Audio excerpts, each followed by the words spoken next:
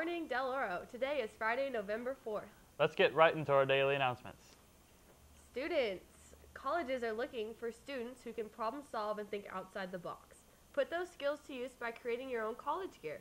Decorate your own t-shirt, hat, backpack, or sweatshirt and wear it to the College and Career Center on Thursday to be entered in a drawing to win some awesome Cal Poly prizes. And remember, the more creative, the better. Colleges also like students that take AP classes. Here's the Beaks Kristen to give us a little more information on AP classes.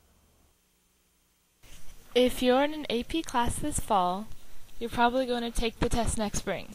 However, this test isn't free. It costs $87. If you didn't turn the check in to your teacher by Wednesday, then it isn't too late. Turn them into the College Career Center before November 22nd.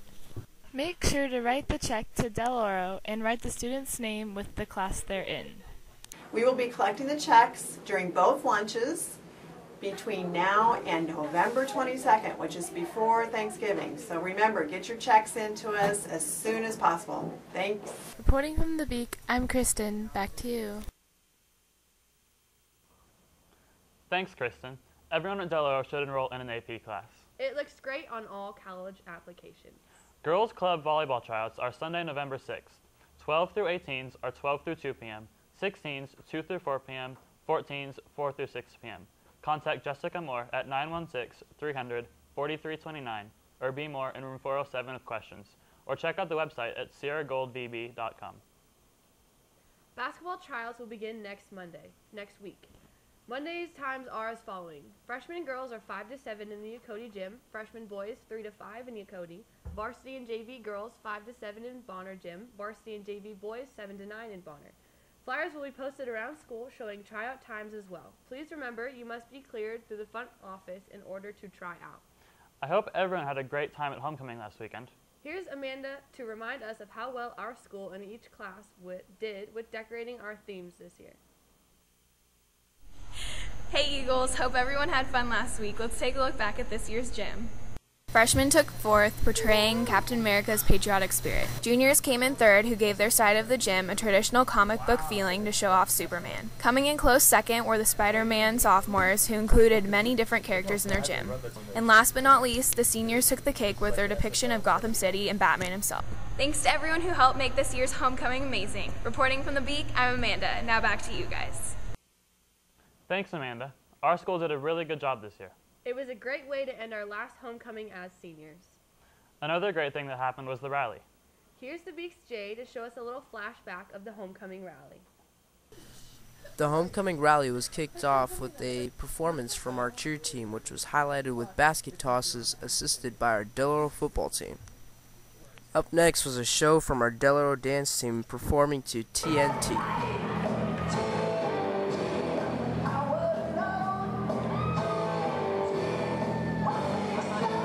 Also, there was a surprise from senior Scotty Westlake as he was nominated for Senior Homecoming Royalty. Another surprise came when Kyle and Jordan were announced as Homecoming King and Queen.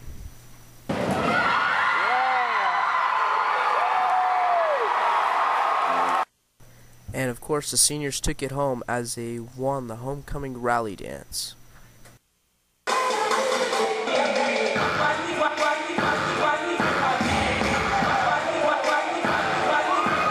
Well, that's all I have for you guys this week.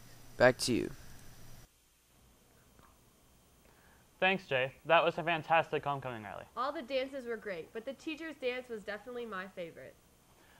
Remember, if you want to participate in either Del Oro wrestling or basketball team, you must have a sports packet turned into Mrs. York. If you aren't sure if you're cleared, check with her. Hey, art club members, there's a meeting today after school in room 304, and if you can, bring a $5 donation. All students here at Del Oro own a cell phone, right? Well, I do. Here's Jay to give us a little information with phones at school. Cell phones are a growing trend among today's teens. They are seen and used everywhere you look. A majority of the time it is misused and poses a distraction in class. That's one of the reasons why our school has developed a policy on cell phone use that can be found in the student handbook. For more information, I asked Mr. Cutts for his thoughts on the policy. I think the policy we have is fair. I think it allows students to be able to communicate with your friends and parents outside of class. but it also is good in that, you know, our teachers need to be able to instruct and have our students' full attention. And if you have a cell phone out and you're, you know, doing other things, you're not going to, you know, get what's going on in class. And then in addition to that, you also have, you know, the cheating factor. Not to say that cell phones are, you know, started cheating in class, but it is a tool that we know is used, and we want to try to prevent that. Well, don't forget, they can also be used as helpful in-class tools. Well, that's all I have for you guys this week. Back to you. Thanks, Jay. I know Del Oro isn't too strict about phones. We can't use them in class, but we can use them in between. Del Oro is definitely not as strict as some other schools, though, who can't even use their phones at break or at lunch. Do you want to be an Olympian? The Science Club is forming a team to compete in this year's Regional Science Olympiad in March at Sac State. You don't have to be a science geek to join. Some of this year's events include building a robot arm, musical instruments, and a gravity vehicle. Or you could flex your crime-solving skills by running forensic tests to solve a crime and identify the guilty suspect. Do you like to lead? Like being on chips? Get the best of both worlds and join leadership. Applications are due by Tuesday, November 15th at the mandatory meeting in the leadership room. And before we go, here's AJ and Tucker with their weekly sports report. The Del Oro Beak presents the DO Sports Report with Tucker Fader and AJ Newby. Hey Eagles, this is the Del Oro Sports Report. I'm Tucker Fader. And I'm AJ Newby. Let's get started with girls volleyball. The girls beat Wood Creek 3-1 on Tuesday in the SFL finale. They finished their regular season with an 18-10 overall record and will most likely be moving on to the playoffs in the upcoming week. Well, it should be a good playoff run. Let's move on to girls tennis. The girls won their first round of playoffs against Rosemont 9-0 on Monday and continued to dominate in a 6-3 win against Vanden on Tuesday. They will go on to play at Bella Vista next Monday for the quarterfinals. All right, good luck, girls.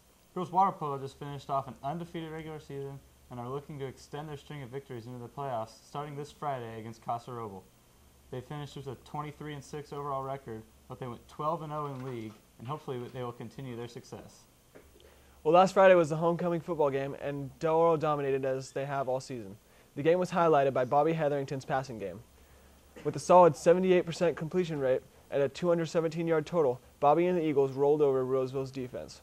The Eagles' defense was also dominant as they picked off 2 passes from Roseville quarterback Zach Cunha and recovered a fumble as well.